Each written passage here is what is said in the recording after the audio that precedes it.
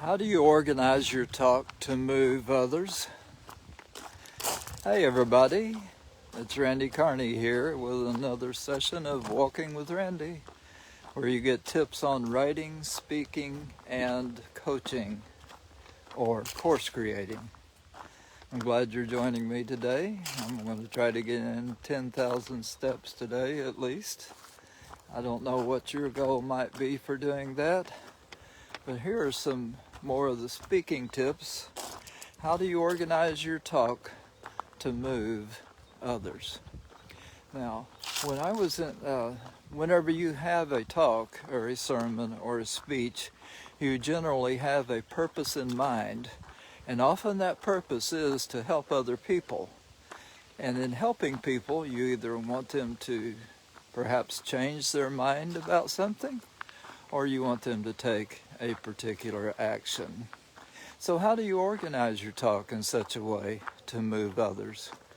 Whenever I was in college, when I got to junior college, I had spent most of my life avoiding being able to take speech in high school. And I did avoid it.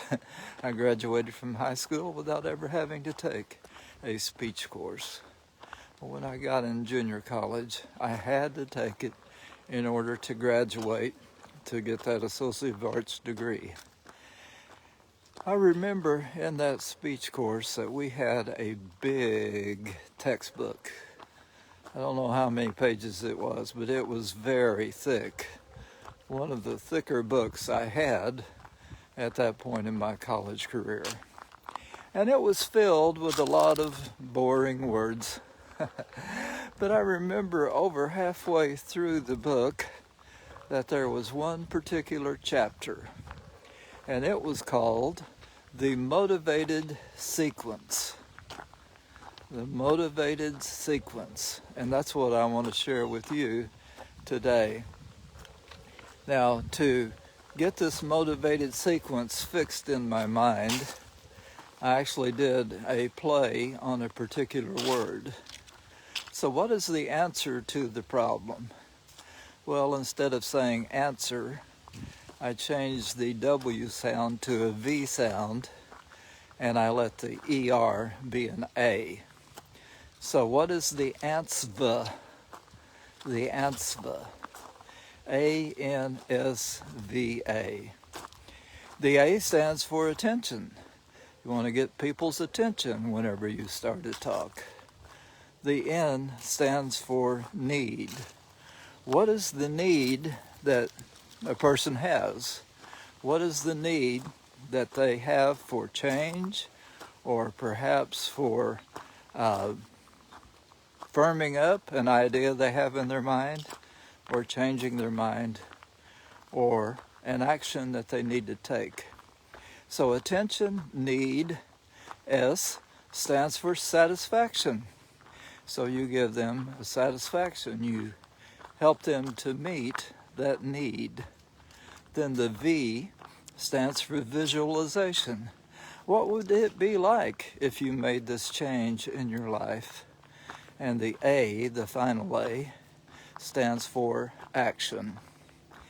Well, I found that chapter of the book in that speech course to be interesting. Then, when I went from junior college to college, I again avoided speech courses because I'd already fulfilled the requirement until my senior year, whenever I entered the ministry.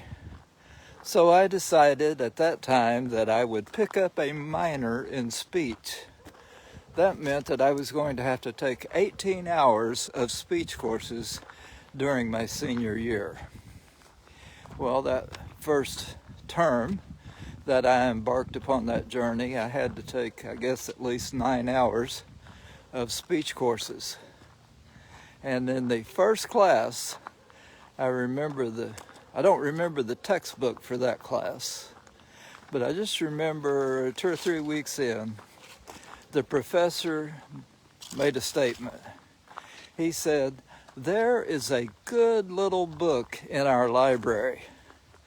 And my ears perked up whenever he said that. And he said, It is called Public Speaking as the Listeners Like It. Public Speaking as listeners like it. Well, the first free moment I had after that, I went to our library and I did find a copy of that book. And I see why he liked it. And I have enjoyed it. I think it is out of print nowadays, but I did go to Amazon.com and I ordered a used copy of the book. It's highlighted heavily throughout the book, but it is a good little book.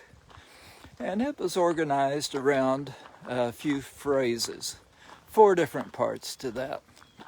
So the first part of it was ho hum. Ho hum. You want to wake people up whenever you begin to talk. Isn't that very similar to attention in the motivated sequence? The second part was, why bring that up? Why are we talking about this? It could be like everybody's favorite radio station, WII-FM, which stands, what's in it for me? So, ho-hum, first part. Right quick after that, why bring that up?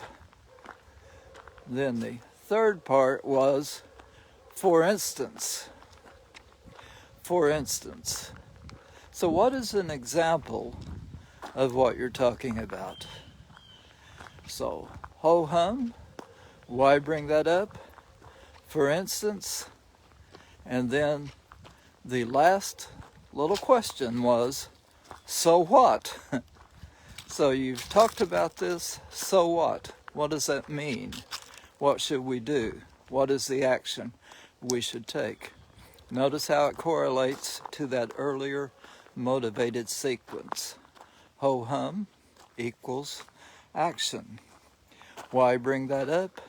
Equals need. Then you have satisfaction, which relates to the for instance. And then the so what relates to the visualization and action. Well, I hope this has been helpful to you, those of you who desire to do speaking. And if you would like more tips like these, go to randysblogs.com. Thank you for walking with me today. Hope you get your steps in. Until next time, bye-bye.